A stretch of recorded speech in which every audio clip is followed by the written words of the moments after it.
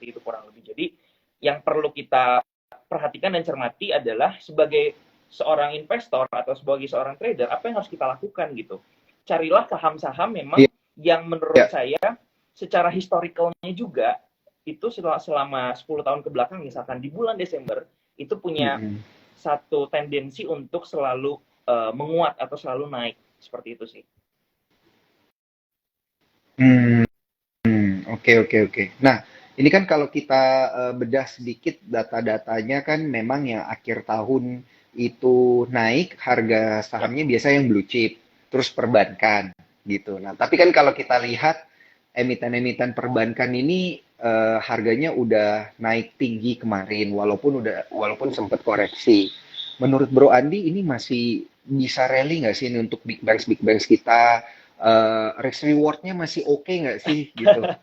oke. Jadi ada kalau kita skopnya kecilin dulu ya dari bank dari Iya, saham banking itu kita coba mau fokus di 4 saham yang paling besar dulu nih. BCA, BRI, ya kan? iya, big Habis itu banks-nya ya. Mandiri sama BNI.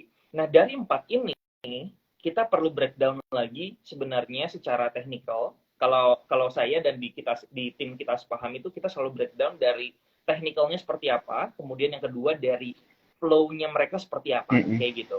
Nah, dari keempat ini yang kita lihat, BCA ini buat Mm-mm. saya pribadi ini jauh lebih cocok untuk para investor yang mungkin mau tujuan investasinya atau mungkin tujuan strategi tradingnya atau investasinya panjang kayak gitu. Jadi di BCA ini salah satu yang Heeh. paling oke secara tren, secara jangka panjang secara tren, dan juga kalau misalkan ada koreksi-koreksi itu adalah salah satu kesempatan untuk masuk. Tapi kalau misalkan untuk trading, saya lebih prefer 3 saham yang lain, yaitu Mandiri, BNI, sama BRI. Nah, kalau untuk saat ini menjelang window dressing, saya lebih melihat potensinya besar itu di saham Mm-mm. BRI, kayak gitu. Jadi BBRI untuk saya di akhir tahun Mm-mm. ini mungkin punya satu apa ya, punya satu kesempatan yang lebih besar daripada big band lainnya untuk naik lebih lebih oke lah. Mungkin secara analisis saat ini kondisinya lebih oke daripada big bang yang lain kayak gitu sih. Oke oke oke oke. Jangan lupa dicatat ya, Cuan Troopers. Kalau kelewatan, kalau kelewatan nanti jangan lupa Instagram live ini pasti akan kita save di Instagramnya @sukor sekuritas. Dan untuk para Cuan Troopers yang pengen gabung ke timnya Bro Andi nih di kita sepaham, boleh dong dikasih tahu lagi gimana caranya. Tadi udah banyak yang Boleh mulai kalau nanya yang nih. mau join nih di komunitas kita, karena Mm-mm. kita tiap hari akan selalu update tentang market, strateginya apa, saham-saham pilihan kita juga kita infoin nih yang secara analisis teknikalnya oke, secara flow-nya oke, gitu ya. Kalian bisa cek aja di bio kita atau di highlight-nya Instagram aku gitu ya di Andi Senjaya. Oke. Oke, cara gampangnya buka Instagramnya Anggi Sanjaya dan joinnya Betul. lewat link yang Oke. udah dikasih di sana, gitu ya.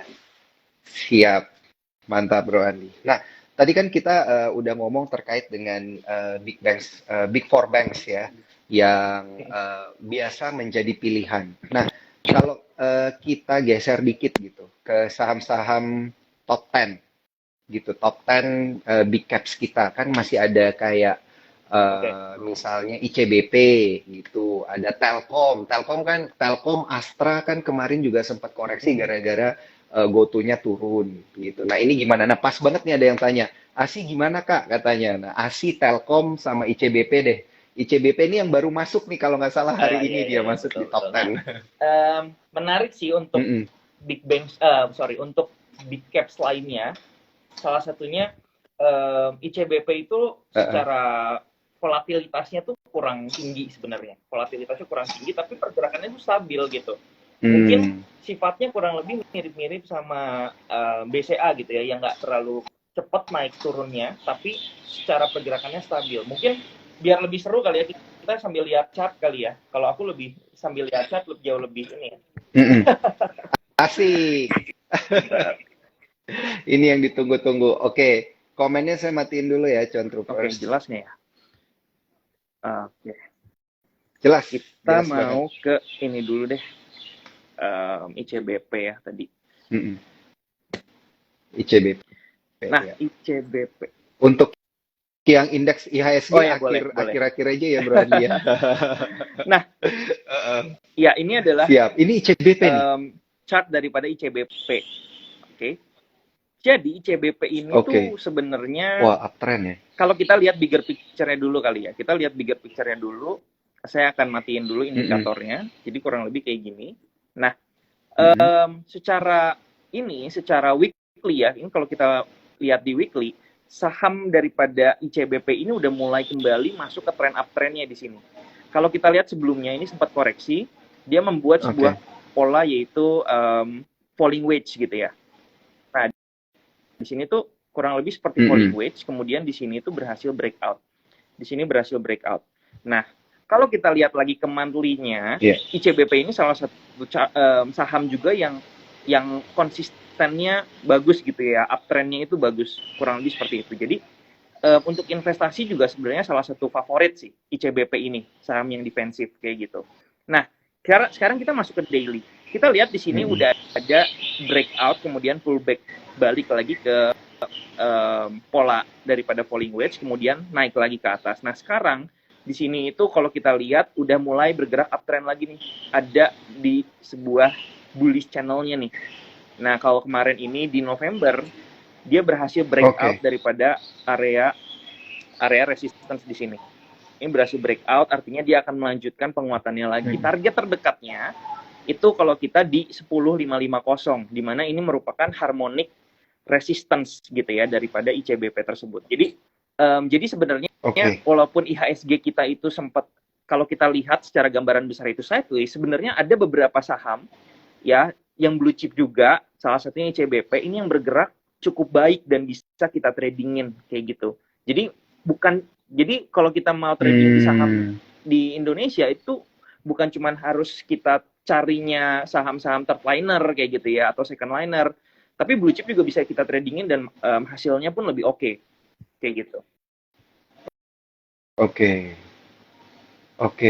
Iya. Soalnya kan memang banyak yang mikir kayak gitu kan, Bro Andi. Kayak mendingan kalau mau di tradingin yang cuannya lebih banyak jangan di emiten blue chip kayak gini gitu kan. Tapi sebenarnya bisa ya kalau kita mengikuti pola itu. Jadi balik lagi kan gimana risk profile-nya kita. Mungkin untuk teman-teman yang lebih agresif atau yang mungkin juga punya waktu lebih banyak untuk monitoring ininya, sahamnya tiap hari gitu ya. Mungkin mau coba untuk scouting juga nggak ada masalah sebenarnya. Tapi mungkin untuk sebagian orang yang lainnya gitu ya, yang mau profit juga tapi nggak punya waktu, nggak perlu istilahnya kita sacrifice waktunya untuk malah jadi fokusnya di sini gitu. Padahal kita punya pekerjaan lainnya kayak gitu sih. Betul. Gitu. Iya. Mantap. Oke, tadi ini ICBP ini masih ICBP juga nih, udah Astra Asi. Oh, udah Astra. Wah, ini kayaknya seru juga nih ya Astra nih. Pola apakah yang terbentuk di sini nih? Di sini Astra itu memang belakangan ini pergerakannya cukup mengkhawatirkan atau koreksinya cukup dalam gitu ya. Cuman kalau kita lihat secara weekly dulu ya, kalau kita lihat secara weekly, ini pergerakan ASI itu sebenarnya masih konsisten di dalam sebuah struktur bullish-nya kayak gitu. Jadi kalau kita lihat di sini ada high, low, di sini ada higher high, higher low, higher high, higher low. Nah di sini higher high, nah ini masih dalam sebuah higher low di sini ya, higher low, kemudian higher high lagi di sini. Jadi sebenarnya ini masih aman secara struktur gitu ya, masih bullish.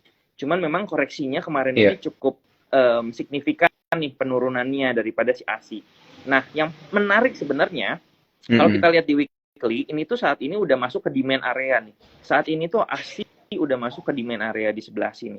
Kayak gitu. Jadi sebenarnya kalau misalkan kita belajar kalau kita belajar sebuah tren gitu ya atau struktur, itu ada yang namanya impulsif, ada yang namanya koreksi. Nah, koreksi ini biasanya punya chance juga untuk bergerak 3 wave ke bawah gitu ya. Jadi wave-nya itu bisa A, di sini B, nah di sini tinggal C-nya kita cari nanti di mana.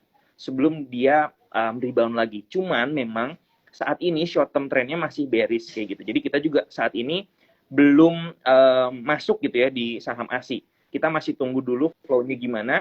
Anyway, flow-nya sebenarnya secara foreign flow itu smart money-nya masih masuk di sini tuh luar biasa besar gitu ya di saham ASI.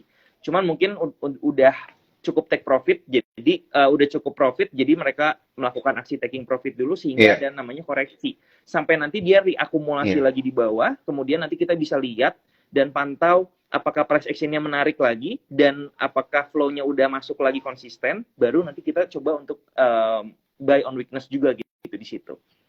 Jadi kurang lebih kayak gitu sih untuk ASI. Oke. Berarti ini untuk kondisi ASI ini dia masih itu dulu ya, distribusi atau reakumulasi nih. Kalau kita lihat di ya, ini masih dalam fase markdown sih. Kalau misalkan kita markdown ini kalau misalkan kita lihat dari terminologi Dow Theory Principle ini tuh masih markdown. Kita masih nunggu reakumulasi lagi nanti di bawah kayak gitu. Oke. Ya. Berarti modenya sekarang adalah wait and see dulu gitu ya. Untuk Oke. Nah, yang ketiga ini yang banyak ditanya-tanya orang juga yang kemarin katanya pukulan GoTo-nya cukup keras di Telkom nih, Bro Andi. Gimana nih di Telkom? Oke. Ya, Telkom ini juga menarik sebenarnya. Kita juga waktu itu sebenarnya sempat melihat ini Telkom ini menarik gitu ya. Telkom ini tuh menarik. Kenapa? Waktu itu tuh harganya masih di sekitar 4.000-an gitu. Harganya masih di sekitar 4.000-an karena foreign flow-nya di sini tuh inflow-nya sangat masif gitu ya, sangat tinggi sekali. Kita lihat dan pelajari sepanjang dari sini nih. Kita lihat dari time frame ini ya. Mungkin ini 2020 sampai kemarin di sini. Nah, ini tuh flow yang masuk mungkin nggak di sini juga di sini nih. Nanti teman-teman boleh dicek kali ya.